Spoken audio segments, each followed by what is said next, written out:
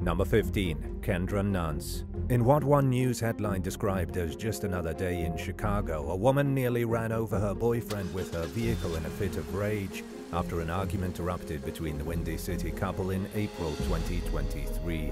The fight between 31-year-old Kendra Nance and her boyfriend began outside a gas station in Forest Park. At the time, Nance was riding in the passenger seat of her boyfriend's Ford Explorer. The couple's fight was so disruptive that bystanders got involved, and Nance began arguing with complete strangers. As the situation grew increasingly tense, onlookers began recording with their cell phones. Nance eventually slid into the driver's seat as her boyfriend tried unsuccessfully to remove the keys from the ignition, but he didn't act fast enough, and Nance put her foot to the gas. She rammed the SUV into another vehicle, all the while dragging her boyfriend through the parking lot. The infuriated woman then drove into the road and crashed straight into a vehicle that was stopped at a red light, causing the Explorer to roll and land upside down. Nance crawled out of the overturned SUV while her boyfriend continued fighting with people at the gas station, apparently unaware that his vehicle had just been totaled. Witness Jeremy Martin told ABC Chicago that he went to the gas station for slushies and gas. He wasn't expecting to inadvertently stumble into such a chaotic scene. When the Explorer flipped, he rushed over to check on Nance, thinking she must be hurt, and Martin was shocked to discover that her injuries weren't as serious as one would assume, based on the seriousness of the crash. Nance and her boyfriend were arrested and treated at a nearby hospital for their injuries. Authorities charged Nance with felony criminal damage to property, reckless driving, reckless conduct, leaving the scene of an accident, driving without a license, and 2 counts of aggravated assault. She already had 3 prior felony convictions on her record, and now she may end up with more. Number 14. DeMarcus and Darcus Coley. Brothers DeMarcus and Darcus Coley spent the 2023 Christmas Eve holiday shopping with several family members. After returning to their grandmother's home in Largo, Florida, the teens got into a heated argument because DeMarcus thought their mother had bought more Christmas presents for Darcus. As the brothers argued, DeMarcus allegedly pulled a gun and threatened to shoot Darcus in the head. The young men were separated by their uncle, who removed DeMarcus from the home. By that point in the evening, the boy's sister, 23-year-old Abrielle Baldwin, was getting ready to leave for work. As she left the house, she offered DeMarcus some sisterly advice and urged him not to fight with family on a holiday. According to authorities, DeMarcus responded to Abrielle's well-intending wisdom by calling her derogatory names and threatening to shoot her. He then allegedly made good on his word by pulling a handgun and firing a single bullet into Abrielle's chest. The young woman died from her injuries, leaving behind 2 young children who are now growing up without their mother. Enraged at DeMarcus for shooting their sister, Darcus allegedly ran outside with his own firearm and shot his brother. He then threw his gun into a bush, fled the scene on foot, and called his mom. DeMarcus survived after undergoing emergency stomach surgery and is now facing charges of first-degree murder, gun possession, and child abuse. Darcus was charged with attempted first-degree murder and tampering with evidence. Both brothers remain in custody, and the next step in their cases will be for the court to determine whether they'll be tried as adults. The senseless tragedy highlights Florida's ongoing problem with young people getting their hands on stolen and illegal guns, according to Pinellas County Sheriff Bob Galtieri, who described the argument over Christmas presents as a typical sibling disagreement that went terribly wrong due to the teens being armed with deadly weapons. Galtieri said that both Coley boys are well known to law enforcement and have serious records, which include previous gun charges and arrests for burglarizing vehicles just months before the Christmas Eve shootout. The sheriff remarked that gun violence among teens is the worst he's ever seen, and he said that he hopes the young defendants get locked up as an example of what others who follow in their footsteps can expect. Number 13. Scott Saunders and Harry Horsley. 36-year-old off-duty police officer Scott Saunders was carrying a paddleboard down the street near his home in Pembroke, Massachusetts in August 2023 when he snapped at his neighbor in what appeared to be an unprovoked attack. 72-year-old Harry Horsley was driving down a narrow street in his car when he cautiously tried to squeeze past Saunders, who accused him of hitting the paddleboard with his vehicle. Horsley claimed that Saunders hit his car with the paddleboard. One way or another, the paddleboard and the car came into contact with one another, setting off a tense interaction between the two men. Convinced that Saunders had struck his car with the paddleboard on purpose, Horsley exited the vehicle and asked his neighbor why he did that. In response, Saunders allegedly pushed Horsley to the ground and punched him in the face. At some point during the altercation, bystanders began filming the interaction with their cell phones. The footage appeared to show Saunders on top of Horsley, who was laying on his back on the ground. Police arrested Saunders on suspicion of assault and battery on a person over 60, while Horsley went to a nearby hospital and received treatment for his injuries, including cuts and swelling to his face. The senior citizen's body was still covered in bruises a week later, and he was also still shocked that his neighbor was so willing to attack an elderly person. Following his arrest, Saunders was placed on leave from the Hull Police Department, pending the outcome of his case. He also temporarily lost his license to carry a gun and was ordered to turn in his badge and service weapon. Saunders reportedly admitted to having past disputes with Horsley and accused his neighbor of not giving him enough room to walk on the street without hitting Horsley's car. He also claimed that Horsley had raised his hand in a threatening manner. Investigators examined footage from Saunders' surveillance camera and determined that Saunders had enough room to walk on the street without coming into contact with Horsley's car. According to law enforcement, the video also appeared to show Saunders deliberately striking the vehicle with the paddleboard. The case appears to be ongoing, and a special prosecutor has been appointed to handle the matter.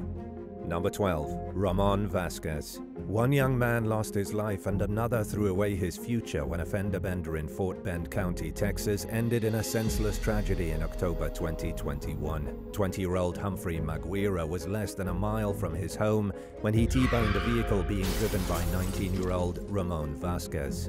A nearby doorbell camera captured the accident on video, which showed Vasquez almost immediately exiting his vehicle with a gun in hand. He fired 6 shots at Maguire, got back into his car, and sped away. Maguire died from his injuries, and Vasquez was charged with murder.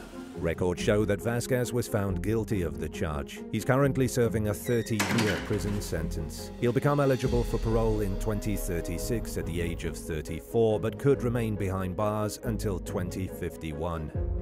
Number 11. Sibling Slayer.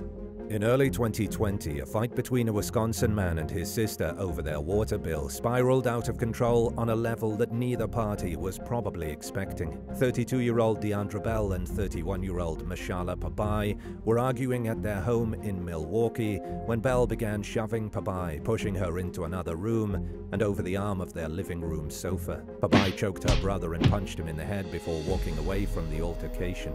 In the meantime, Bell headed toward his bedroom with his Glock in hand. As he walked past his sister's room, he opened fire on Pabai and her 30-year-old girlfriend, Aubriana Lancaster, then hid in the basement while Pabai frantically called 911 and urged emergency responders to hurry to the scene.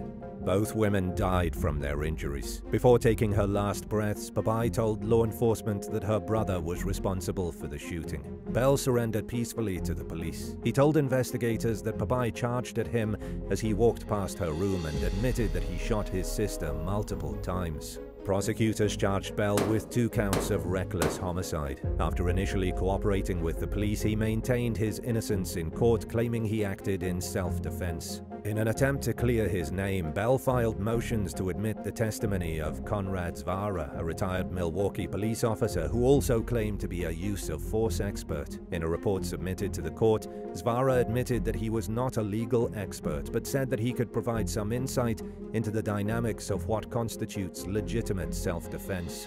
The report attempted to explain how it could have been necessary for Bell to shoot the victims multiple times in order to stop them from hurting him. Elaborating on a concept called disparity of force, Zvara concluded that Pabai and Lancaster had the power to physically put Bell in danger and that he acted reasonably in order to protect himself. At the same time, he admitted that he made his judgment based on the version of events told to him by Bell. Zavara went on to write that most average people do not understand the true intricacies of the proper use of deadly force in a very dynamic, fast-moving scenario when defending oneself from a potentially deadly assault. And because juries typically consist of average people, he basically said that there was no way they could wrap their minds around the dynamics he was trying to discuss.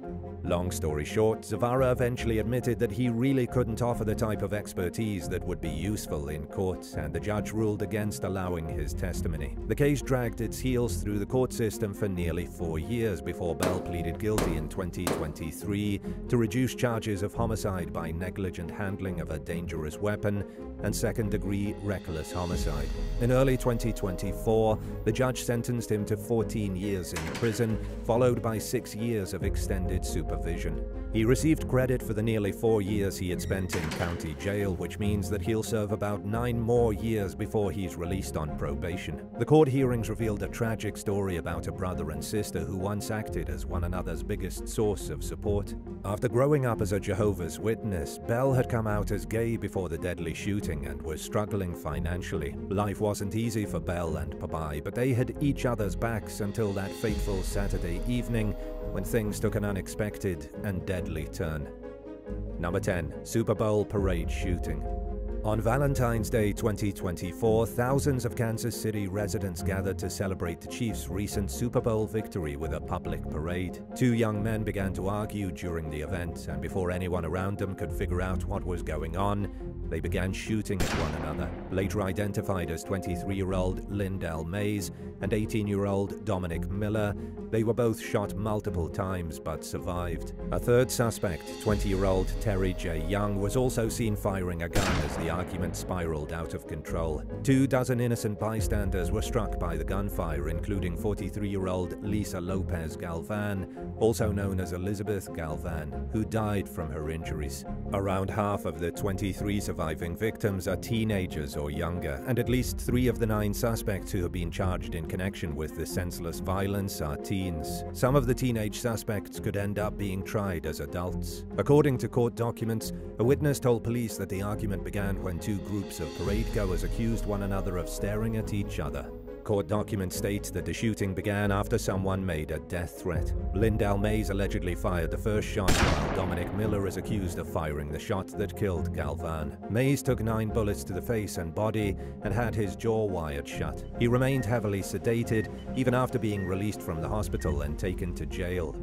Miller also spent time in the hospital, and both men are currently detained on $1 million bail. The 2 young men, who did not know each other prior to the shooting, are each facing 4 felony charges, including 1 count of second-degree murder. Terry Young is also facing a second-degree murder charge, along with unlawful use of a weapon and 2 counts of armed criminal action. He pleaded not guilty and remains behind bars on $1 million bail. May's defense attorney urged the judge to release the defendant without bail on bond so he can heal from his injuries at a relative's home. Prosecutor Hallie Schumann implored the judge to do the exact opposite and keep Mays locked up, describing him as a serious danger to the community. The defendant has 2 prior gun-related convictions and had just finished serving probation for a gun charge at the time of his arrest. The judge denied the defense's request and kept Mays' bail set at $1 million.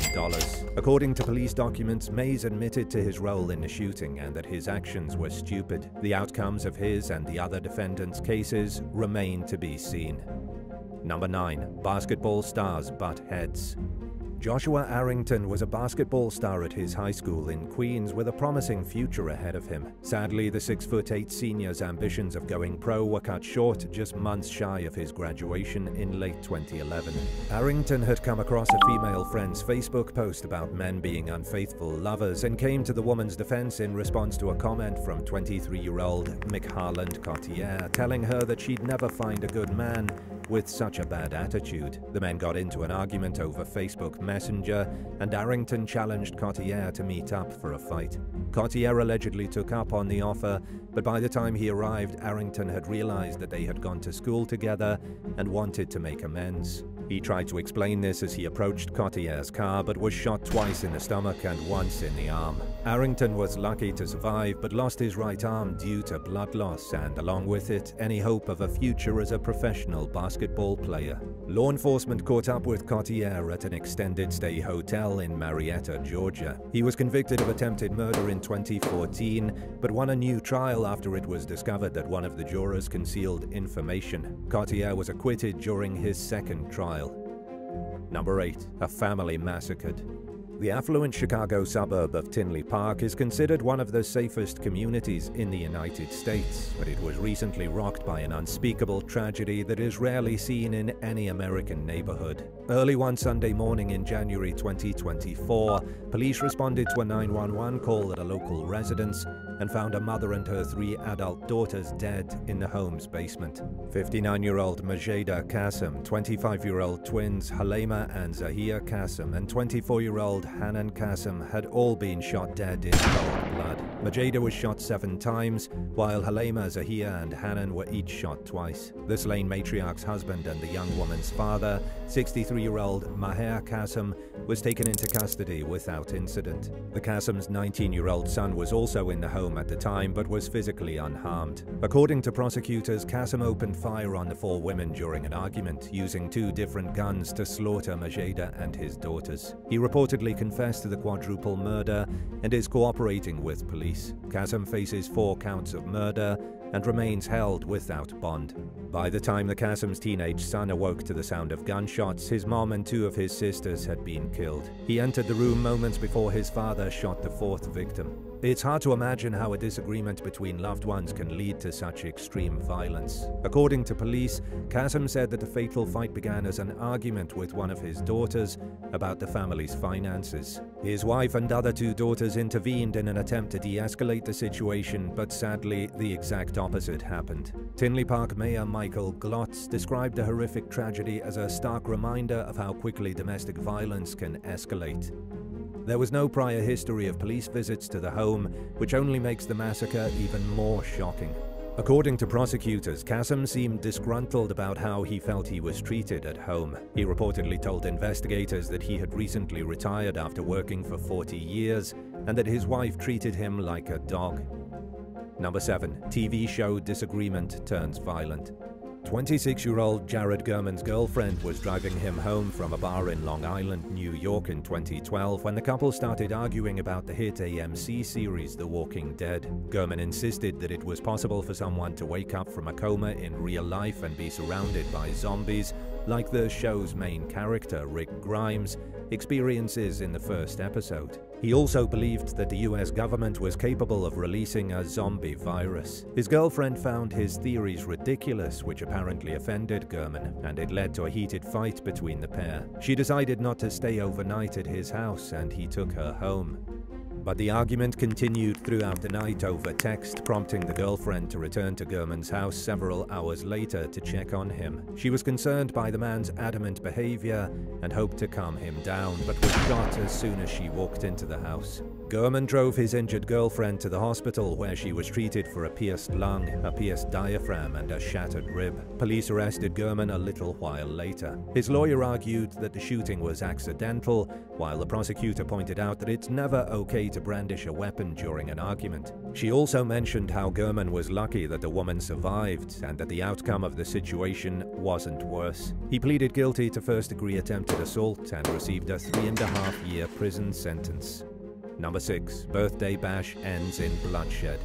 In 2016, Canadian roommates Brandon Etier and Joshua Briere threw a birthday party for their friend Dalton Boudreau at their apartment in Ottawa. The booze was flowing, some people were indulging in other substances, and it seemed like everyone was having a great time. But the bash quickly turned disastrous when Briere asked to borrow $40 from Etier, and Etier said no. The guest of honor, Dalton Boudreau, would later testify that Briere got mad at his roommate's refusal to loan him money. According to Boudreau, the men got into a brief shoving match before Etier stormed into his bedroom, only to re-emerge moments later with a knife in his hand. He stabbed Briere twice as the victim threw his hands up in an attempt to protect himself.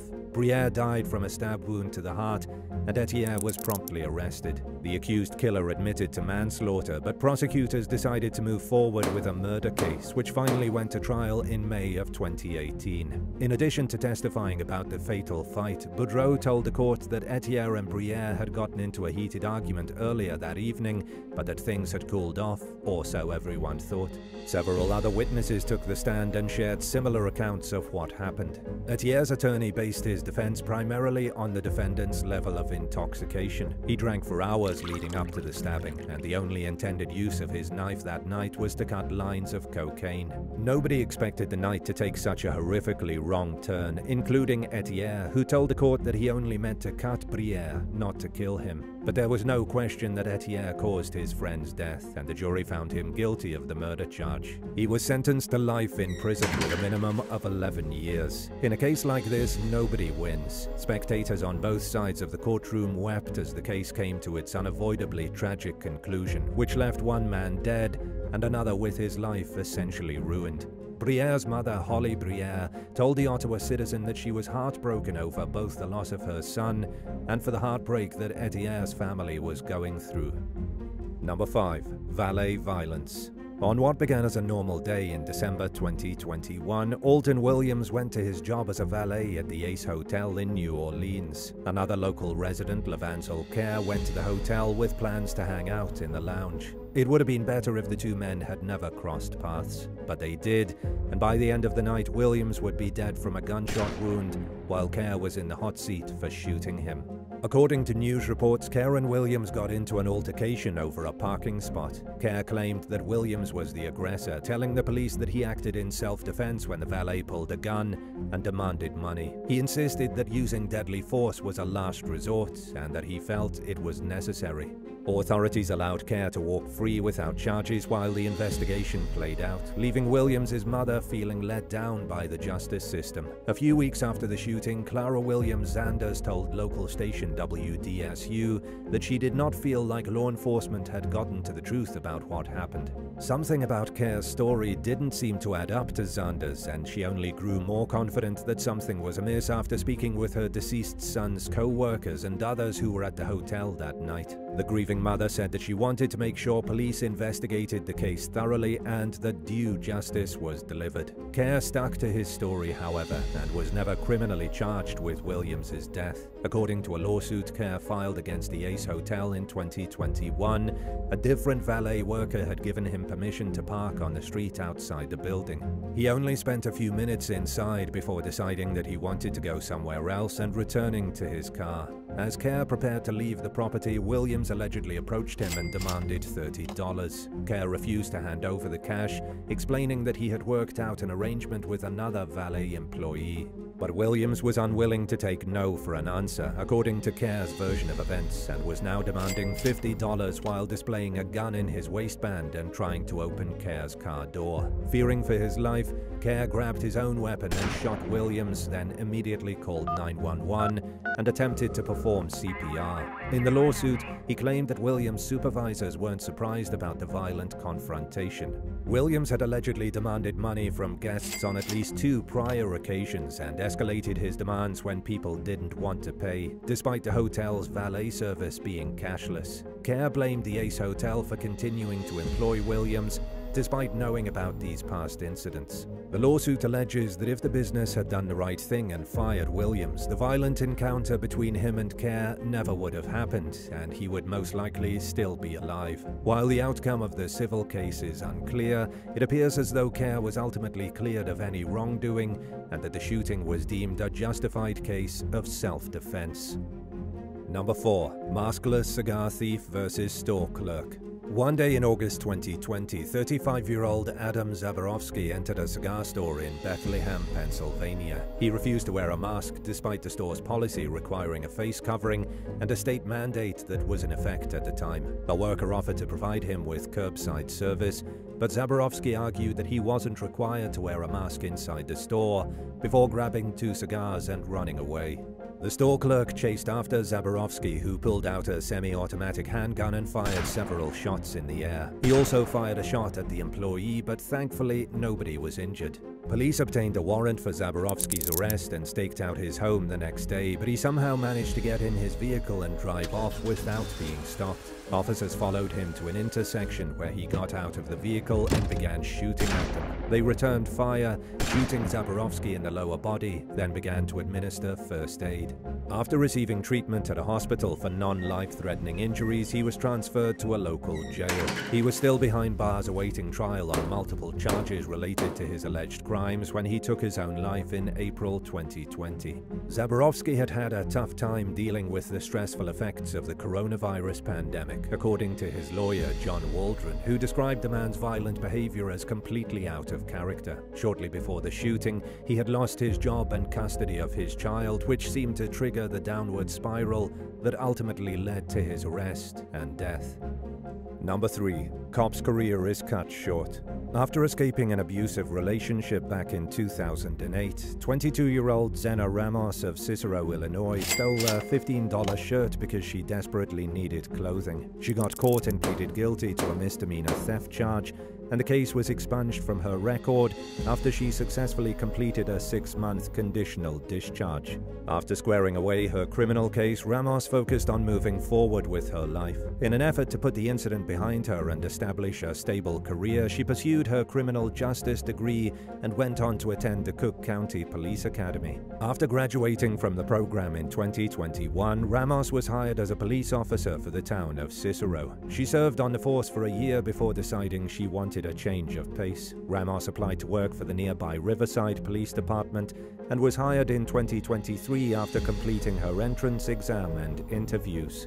Zena was upfront with her bosses about her theft charge from 15 years earlier, and they were willing to look past it. In their eyes, she had proven to be of upstanding character and had a lot to offer to the police force. So when the state's Law Enforcement Training and Standards Board sent the department a letter regarding the theft conviction shortly after Zena was hired, her superiors acknowledged that they knew about it and were okay with it.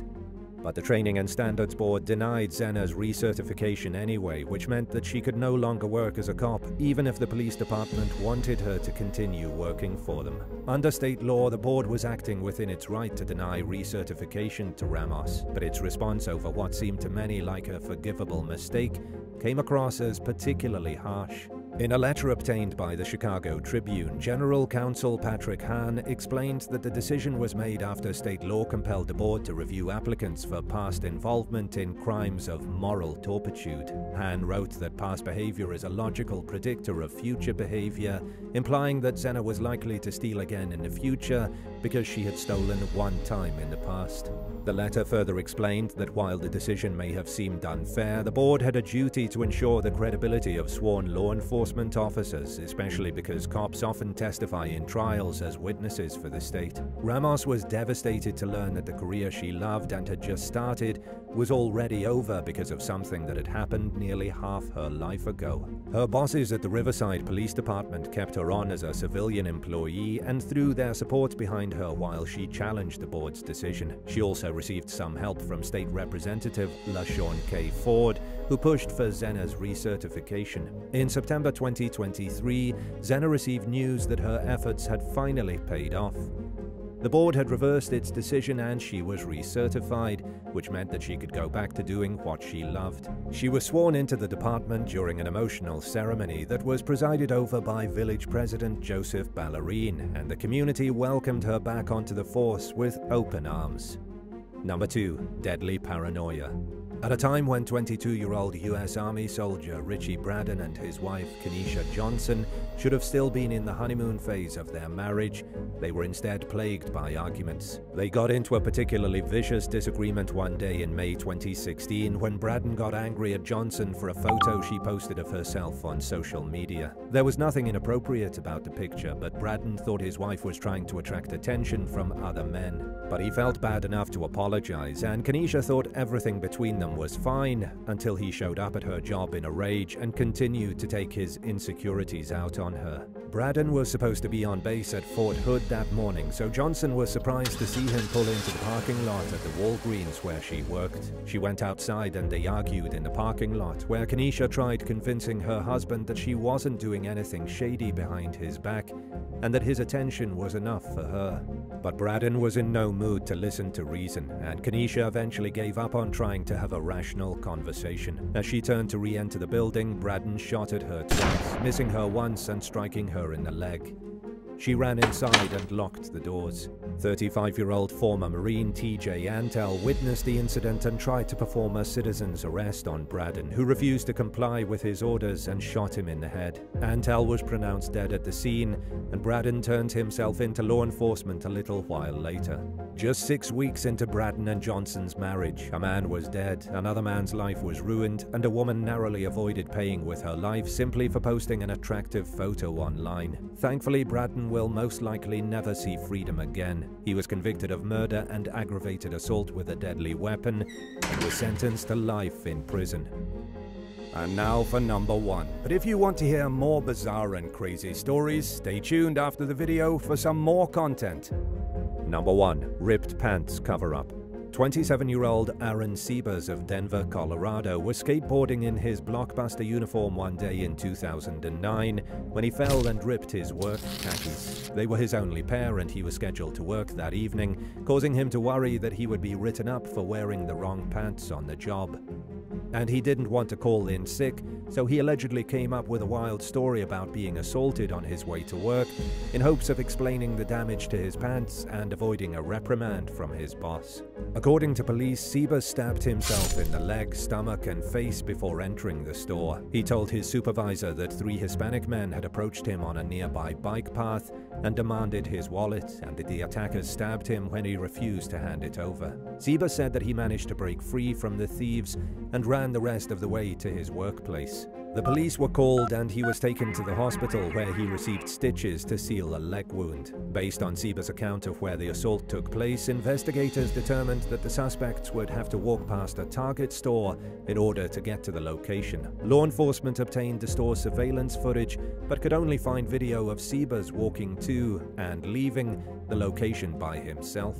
There was no evidence to suggest that he crossed paths with anyone else. In the video, Siebers briefly disappeared behind Target. When he reappeared, he was limping. Detectives searched his backpack and found a bloody serrated knife, further leading them to believe that Siebers' injuries were self-inflicted. During questioning, he admitted to stabbing himself with the knife in his backpack because he was worried about losing his job for not having the proper work pants. Siebers was charged with misdemeanor counts of false reporting to authorities and obstructing a police officer or firefighter. While the outcome of the case is unclear, it's probably safe to assume that he ended up losing his job, the one thing he was trying to avoid doing. 7. Jack Can. A shocking campaign of violence that was captured on camera in December 2016 began when a jobless 22-year-old British man named Jack Can showed up at his ex-girlfriend Ashley Earle's house at 2 a.m. When Earle went outside to confront Can, he began yelling at her and accusing her of being with other men. Dashcam footage showed Can backing his car into Earle and forcing her into the vehicle. He then drove into the woods where he beat the 25-year-old with a log. The ordeal lasted for more than 2 hours before Ashley escaped. Despite her injuries, she managed to run over a mile to safety. Videos from her cell phone and from the dashcam helped to solidify a criminal case against Can in court. He was convicted of inflicting grievous bodily harm, making threats to kill, dangerous driving, and driving with a suspended license. Following the guilty ruling, Ashley told the press that it was tough for her to watch the footage, but that she was glad it existed since it was imperative in proving Can's guilt.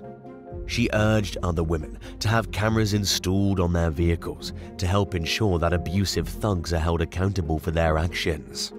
6. Blake Linkus. An 18-year-old Ohio woman named Natalie Martin was vacationing with friends in Myrtle Beach, South Carolina in 2023 when her ex-boyfriend Blake Linkus allegedly strangled her to death.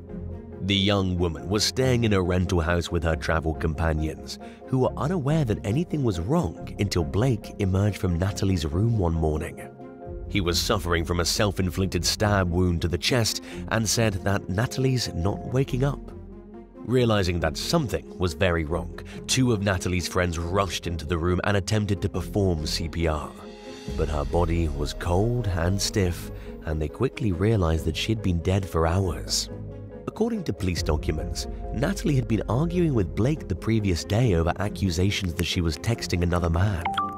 And when the group of young travelers went out that evening, Natalie decided she wasn't feeling well and returned to the room early with Blake.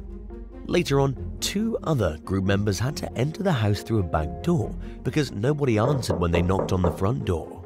They heard loud thuds coming from somewhere inside the house and tried to check on Natalie, but her door was locked. None of the other vacationers saw Natalie or Blake when they returned to the house throughout the night. The couple's 3-year relationship had a troubled history. Just months earlier, they'd broken up after Blake allegedly assaulted Natalie in front of a group of friends. Natalie's friend, Brooklyn Farrell, told Fox News that Blake had thrown Natalie across the room. He apologized profusely afterward and tried to win her back, but she was unwilling to fully recommit to the relationship. Blake Lincas is now facing a murder charge. He was granted a $150,000 bond due to his lack of a criminal history and was released pending the outcome of the case. For now, though, he's required to wear an electric ankle monitor and is banned from having any contact with Natalie's family. 5. Amber Andrews. After his father's death in 2005, Brandon Duran moved from San Diego to Las Vegas and began hanging out with members of the Bandidos motorcycle club. It made him feel closer to his dad, who was an avid biker. In 2006, he met and fell in love with a 24-year-old tattoo artist named Amber Andrews. They married just 2 months later, and they had a son together that same year. Brandon enjoyed the settled-down lifestyle, but Amber preferred to continue partying and living like she did before she got married and became a parent. After 4 years of marriage, the couple divorced, and Brandon moved back to California while Amber returned to her hometown of Meeker, Oklahoma. A year later, Amber showed up in San Diego out of the blue and told Brandon that she wanted to fix their relationship. He agreed to give things another shot, and they traveled to Oklahoma together. They were only supposed to be gone for a week, but Brandon never returned. Shortly after his disappearance, a man named Van Emblom told authorities that his childhood friend, Justin Hammer, had asked him to help dispose of Brandon's dismembered remains. He thought it was a joke, but was horrified when he arrived at the property and saw large buckets filled with blood and cement. As it turned out, Justin Hammer was Amber's new boyfriend. Brandon didn't know about him, and the couple had co-conspired to lure Brandon to Oklahoma, where Hammer shot him. The buckets containing Brandon's remains were found in a pond on Hammer's property. Hammer claimed that he killed Brandon in self-defense, but the court was unconvinced. He was convicted of first-degree murder and was sentenced to life without parole. Ashley also maintained her innocence, but was found guilty of the same charge and received the same sentence. 4. Robert Prop. Melissa Thornton and the father of her child Robert Prop had a volatile relationship. They ultimately broke up due to Prop's drug and money problems, and because he allegedly abused Melissa. But the pair didn't completely disentangle from one another. In fact, they continued to see each other off and on. According to a relative, Melissa continued hooking up with Prop because he threatened to interfere with their custody arrangement in family court if she refused to indulge his demands. The toxic situation took a deadly turn in July of 2016 when Prop dialed 911 and claimed that he'd found Melissa unresponsive in bed. At that point, though, she'd been dead for hours. Prop eventually admitted that he had killed Melissa, but he claimed it was an accident. He first said that he fell on his ex-girlfriend during an argument and unintentionally landed on her neck. But in another version of the story, he said he accidentally asphyxiated her during an erotic bedroom game. After realizing that Melissa was unconscious, Prop left the apartment. He then returned hours later and placed the 911 call. Melissa's loved ones claimed that Prop had continued to act controlling and obsessive even after the couple broke up. They recalled one occasion when Prop had repeatedly driven past a bar where Melissa was drinking with her sisters, and another time when he called her non-stop during a girls' night out. Rob also allegedly threw Melissa's phone out into the road more than once and threw fits when he thought her outfits were too revealing. A jury convicted Rob of first-degree murder, and he was sentenced to life without parole. He challenged his conviction and won a new hearing, but the original ruling was upheld and he remains behind bars.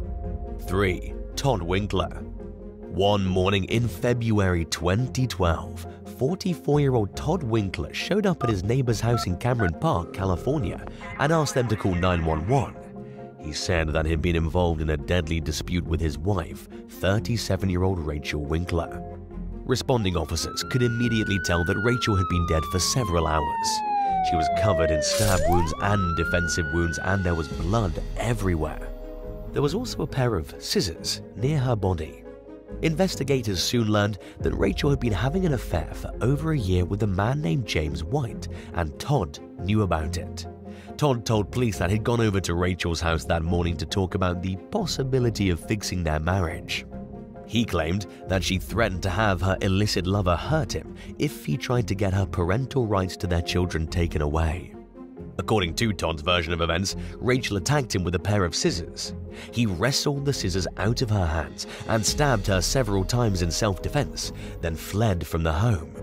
Todd further claimed that he returned to the home later on out of a concern that Rachel would hurt other family members who were living there at the time. There was another struggle, which he later described as a kill or be killed type of situation. People who knew Rachel described her as a doting mother who'd never hurt her family, making it hard for detectives to believe Todd's account of the deadly encounter. Investigators observed signs that he might have tried to clean the crime scene, and they were especially suspicious about the fact that he waited 6 hours to call for help. Upon taking a closer look at Todd's hands, they also noticed that his injuries appeared superficial and didn't reflect the type of wounds they'd expect to see on someone who'd fought for their life. Rachel's boyfriend, James White, was genuinely in love with Rachel and wanted to pursue a future with her. The night before her murder, he'd helped her with some divorce papers that she planned to file after deciding that she was truly done with her marriage to Todd. White shared incriminating details about Todd that Rachel had told him, including that he'd allegedly tried convincing his wife to fake a car accident for an insurance payout. But in a chilling twist, Rachel had discovered the cremated ashes of Todd's first wife, Kathy Winkler, under their bed. Todd told her that the woman had died in a car crash in 1999 when they were living in White County, Georgia. According to records, her truck drove off an embankment and landed in a wooded area where it burst into flames. Todd was in the vehicle at the time, but escaped with only minor injuries because he was sitting in the back. Instead of dialing 911 himself, he tracked down some strangers and asked them to seek help. His behavior became even more strange when he claimed that he was riding in the back of the truck because he was having an allergic reaction to an insect bite. He said that he and Kathy were on their way to a hospital and that he'd been struggling to breathe during the drive, yet he was breathing just fine after escaping from a burning car. Due to a lack of evidence, Todd was never prosecuted for Kathy's death, which yielded him a $1.2 million life insurance payout. But detectives in California reached out to law enforcement in Georgia and were shocked to learn that investigators had long suspected him of killing Kathy. In fact, authorities in Georgia weren't one bit surprised to learn that Todd was now being accused of murdering his second wife. This time, there was enough evidence to prosecute, and after deliberating for just an hour, a jury found Todd guilty of Rachel's murder. As a consequence, he was sentenced to 26 years to life in prison. 2. Lisa Wenby. Rob Wenby met his future wife Lisa at a red light in Knoxville, Tennessee in 1979. They married 3 years later and went on to have 2 children during the 1980s. The pair were inseparable at first, but they eventually began to drift apart, and by 1994, Lisa was cheating on Rob with a married man from her church named Michael Frazier, and they didn't do a very good job at hiding it. Rob and a lot of other people suspected the two of having an affair, but they denied it even after it became obvious. In what could be likened to a scene from a horror movie, Rob awoke one summer night to the smell of cigarette smoke and the bedroom blinds open. A masked figure was also standing in front of him. But before Rob could fully process what was going on, the intruder began stabbing him. As Rob fought for his life, Lisa appeared in the bedroom with a baseball bat. He initially thought his wife had come to his rescue and yelled for help, but she stood frozen as the attack continued. Rob shoved the masked suspect across the room and ran for his life. And by the time he made it to a neighbor's house, he'd caught a glimpse of his attacker and realized it was Frazier, which also told him that Lisa was involved. He suspected that the pair had plotted to kill him, to not only remove him from the picture, but to collect on a life insurance policy. Lisa and Michael were found guilty of attempting to kill Rob, and both served prison time for it. And in the meantime, Rob has moved on with his life. 1. John Grazioli. A 31-year-old school teacher from Altoona, Pennsylvania, named Amanda Elizabeth Schmidt, was sleeping one morning in early 2018 when her husband of 6 months shot her in the back of the head. After killing his wife, 44-year-old investment broker John Grazioli wrote a note apologizing for killing Amanda, then went out to lunch and to church where he confessed to a priest about what had happened. He also allegedly told his ex-wife about the suspicious tragedy after previously telling her that he was considering divorcing Amanda. John told police that he'd bought Amanda a handgun for her birthday and that it accidentally went off when he was showing her how to use it. But the story didn't fly with prosecutors who suspected that there were more sinister factors at play. Authorities accused Grazioli of systematically plotting to remove Amanda from his life, although they never established a clear motive. Grazioli's defense attorney didn't dispute that his client killed Amanda, but he argued that Grazioli didn't mean to shoot his wife and that he didn't act with malice. Unswayed by these claims of a tragic accident, the jury found the defendant guilty of first-degree murder, and Grazioli was sentenced to life in prison.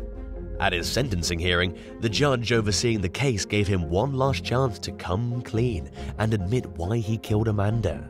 But he maintained his innocence and continues to do so from behind bars as he fights to clear his name. An appeals court upheld the guilty verdict and sentence, but in September 2023, the Pennsylvania Supreme Court ruled in favor of giving Grazioli another opportunity to appeal his case. He's since hired a new lawyer who's arguing that Grazioli deserves a new trial based on ineffective past counsel. The case is ongoing, though, so we'll have to wait and see how things play out. Thanks for watching. Would you rather work with someone who does their job well, but tends to take the smallest disagreements from 0 to 100? Or would you prefer a co-worker who's peaceful, but doesn't seem to care about anything, including their job duties? Let us know in the comments below, and remember to subscribe. See you soon. Bye.